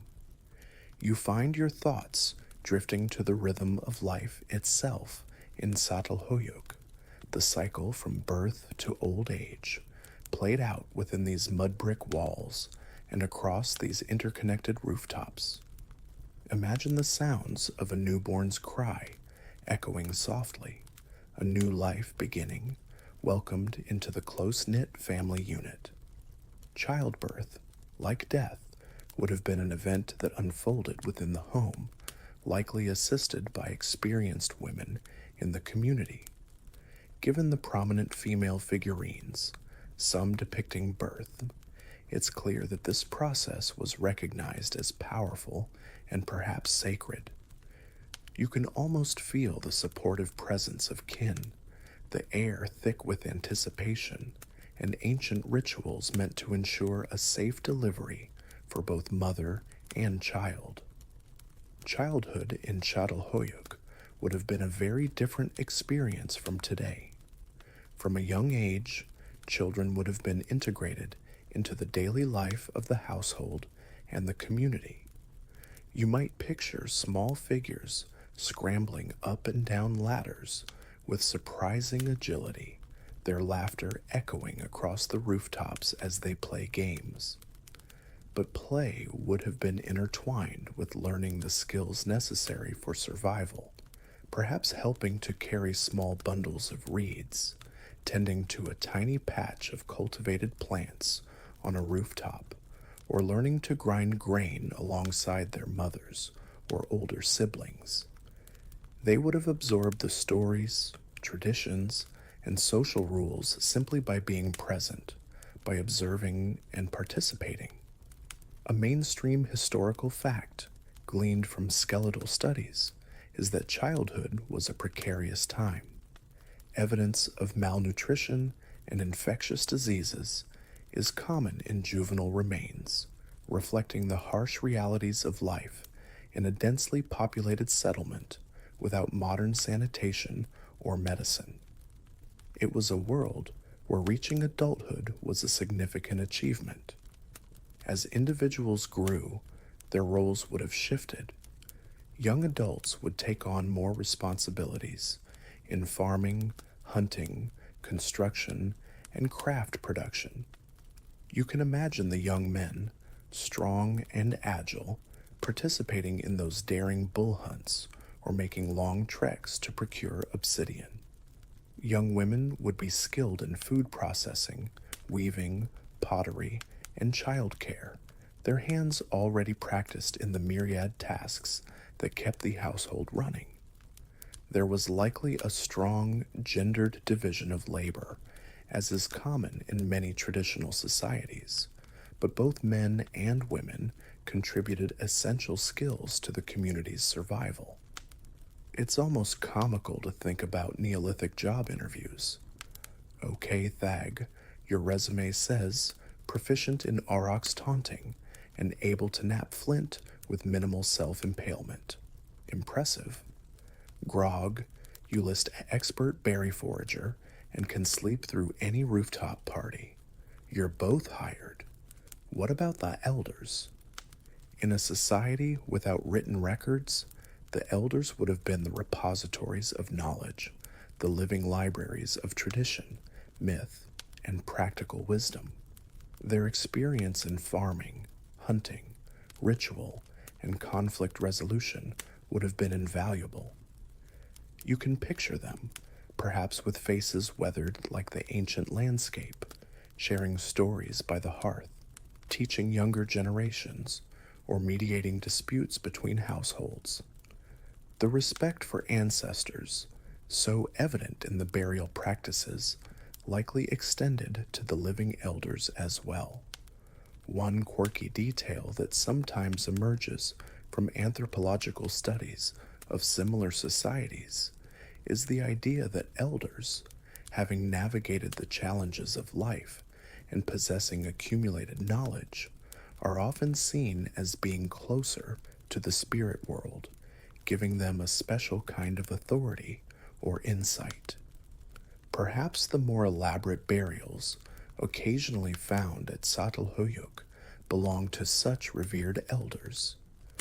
Of course, life was not without its daily grind and its dangers. Accidents, a fall from a ladder, a mishap during a hunt, an injury from a tool would have been common. Disease, as mentioned, was a constant threat in such close quarters. Archaeologists studying human remains have found evidence of arthritis from a life of physical labor, dental problems from a gritty diet, and infectious diseases. Historians and bioarchaeologists still debate the specific impacts of their diet and lifestyle on their overall health and demography. For example, while agriculture provided a more stable food source, it may have also led to a less varied diet compared to earlier hunter-gatherer lifestyles, potentially contributing to certain nutritional deficiencies. Furthermore, living in close proximity to domesticated animals, though large-scale animal domestication beyond dogs was still developing, could have introduced new zoonotic diseases. You feel a sense of resilience in these people, their ability to carve out a complex and enduring society for over 1,000 years, despite these constant challenges. Their lives were undoubtedly hard by our standards, but they were also rich in community, tradition, and a deep connection to their world. The story of Çatalhöyük, like all stories of human endeavor, eventually turns towards change, towards an ending, or perhaps more accurately, a transformation. You sense a subtle shift in the atmosphere as you imagine yourself in the later levels of the settlement. Millennia have passed since the first houses were built. The mound upon which the city rests has grown higher, composed of layers upon layers of collapsed and rebuilt homes, a literal accumulation of history. The houses are still clustered, still accessed from the roof, but perhaps the spaces feel a little more crowded, the resources a little more stretched. The vibrant energy of its heyday is perhaps giving way to something more strained.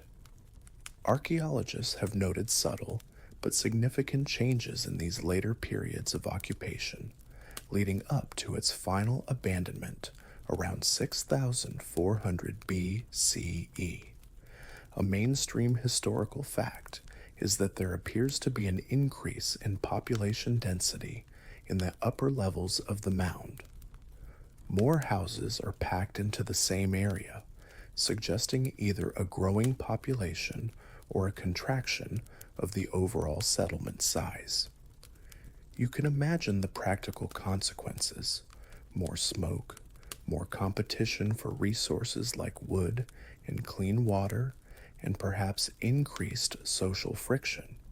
It's like that apartment building where they keep subdividing the units until everyone's living in a shoebox and the communal washing machine is always booked.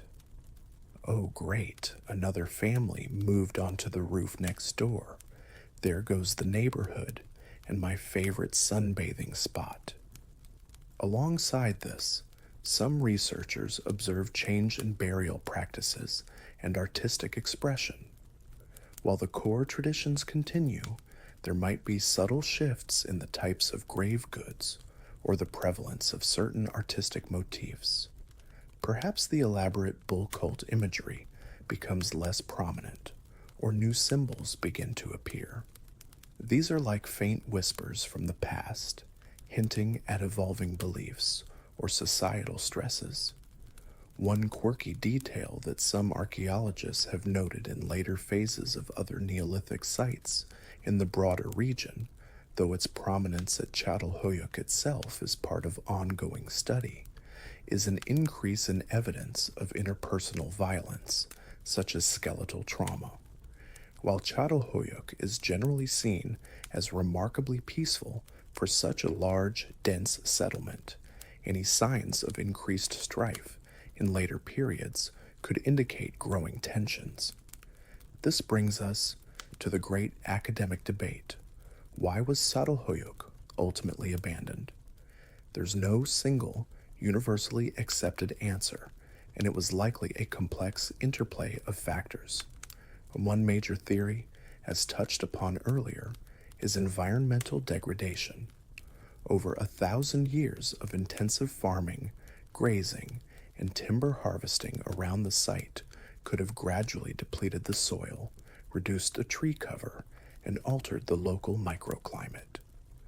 The Charshamba River, vital for water and resources, might have shifted its course or become less reliable. You can almost see the landscape changing, the once fertile plains becoming a little dustier, the nearby marshes shrinking. Imagine the anxiety of farmers as yields decline, or hunters having to travel further and further to find game.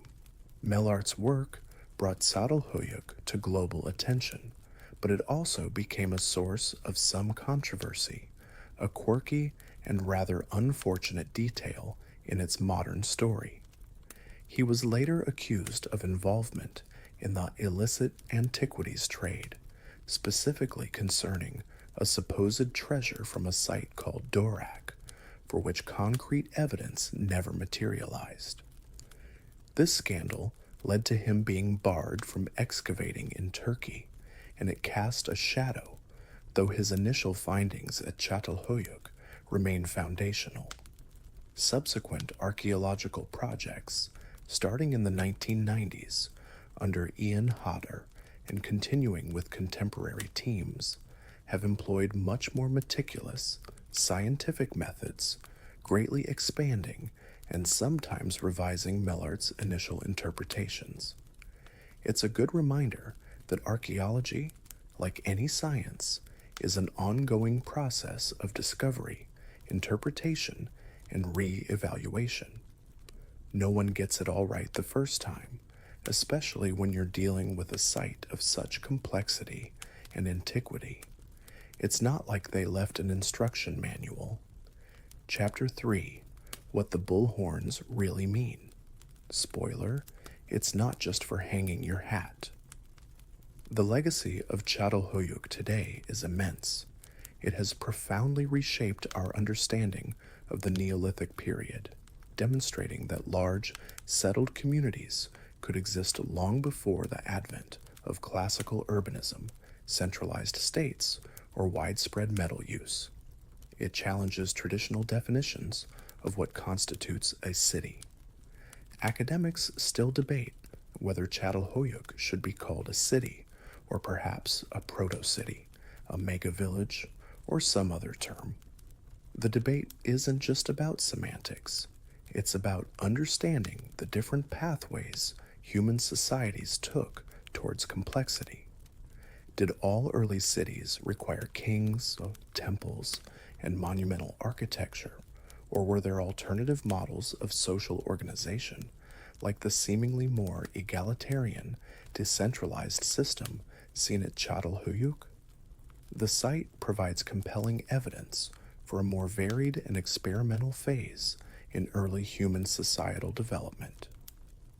You can see it as a grand experiment in communal living, one that thrived for over 1,000 years, offering lessons and raising questions that still resonate today as we grapple with our own forms of urban existence and social cohesion.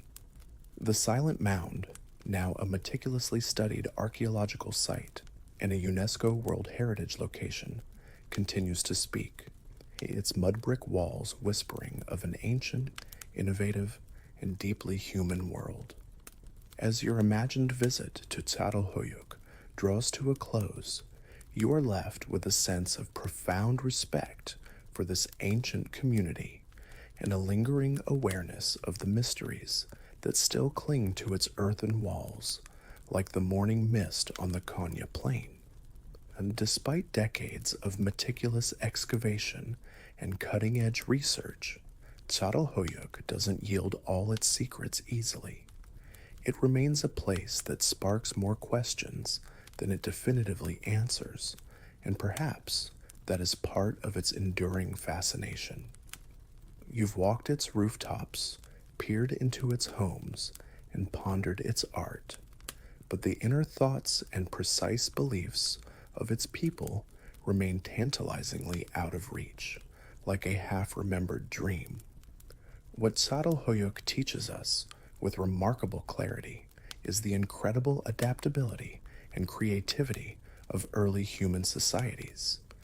These were people who, with a relatively simple toolkit of stone, bones, and wood, created a large, stable, and complex settlement that endured for over 1,000 years.